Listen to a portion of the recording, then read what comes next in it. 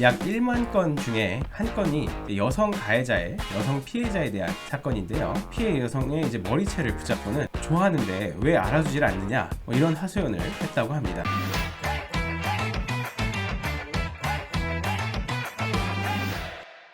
안녕하세요. AI 형량 예측의 로이어드입니다. 로이어드 채널은 음주운전, 강제추행, 사기 등 각종 범죄에 대해서 전국 주요 법원이 어떤 판결을 내리고 있는지 한번 여러분과 알아보는 그런 채널입니다. 저번 영상에서 한 여성이 새벽 시간에 모르는 남성의 셔츠 안으로 손을 집어넣었다가 강제추행죄로 처벌받는 대전지방법원의 판례를 소개한 수 있습니다. 성추행이 주로 발생하는 성비와 피결에 따라 어느 정도 수위의 처벌이 내려지는지 분석한 내용도 그때 다뤘었는데요. 못 보신 분들은 아래 더보기란에 링크로 남겨뒀으니까 나중에 한번 확인하시면 좋겠습니다. 오늘은 지난달 사건에 이어서 12월 21일 대전지방법원에서 공판이 진행된 여성 가해자의 여성 피해자에 대한 강제추행 사건을 한번 소개해드리고자 합니다. 로이어드 강제추행 데이터를 보면 전국 주요 법원의 제1심 강제추행 사건 중 약 0.01%, 그러니까 약 1만 건 중에 한 건이 여성 가해자의 여성 피해자에 대한 사건인데요. 이걸 보면 이번 사건은 상당히 이례적인 사건이다 라는 걸 알 수가 있습니다.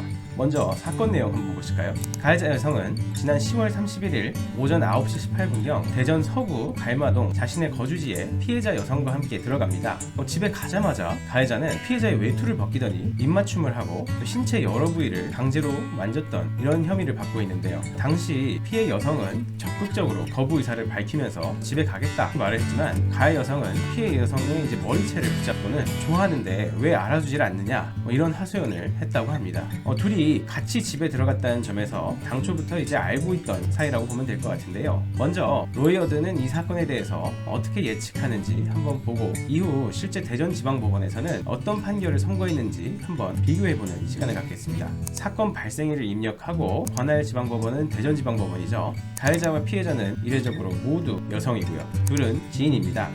범행을 인정했지만 합의는 하지 못했고요.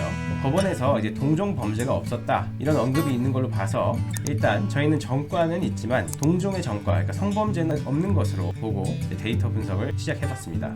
결과를 보니까 로이어드에서는 벌금 500만 원을 예측했네요. 로이어드에서는 유사 상황에서 어떤 최악 판례, 그러니까 전국에서 가장 강하게 처벌받은 판례들도 제공을 하고 있는데요. 이런 동종의 사건에서 최악의 판례로는 징역 1년이 선고된 사례도 있습니다. 그렇다면 실제 법원에서는 어떤 처벌을 했었을까요? 대전지방법원은 가해자 여성에게 벌금 500만 원을 선고하고 성폭력 치료 프로그램 40시간 이수를 명령했습니다. 이 사건에 대해서 대전지방법원에서는 재판부는 이제 동종의 전과는 없지만 피해자와 합의를 못했다 이런 점을 고려했다고 합니다. 로이어드 분석에 따르면 정확히 일치하기도 하고 적정한 형량으로도 보입니다.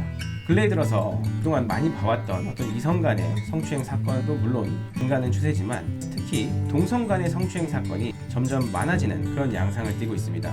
이 또한 범죄라는 사실을 명확히 인지하시고 주의를 하셔야겠습니다. 오늘 준비한 영상은 여기까지입니다. 로이어드 홈페이지에서 여러분께서 직접 변수를 입력해서 형량을 확인해 보실 수도 있습니다. 궁금한 사항이나 다루어졌으면 하는 그런 사건이 있다면 언제든지 댓글로 남겨주시기 바랍니다. 이상 로이어드였습니다.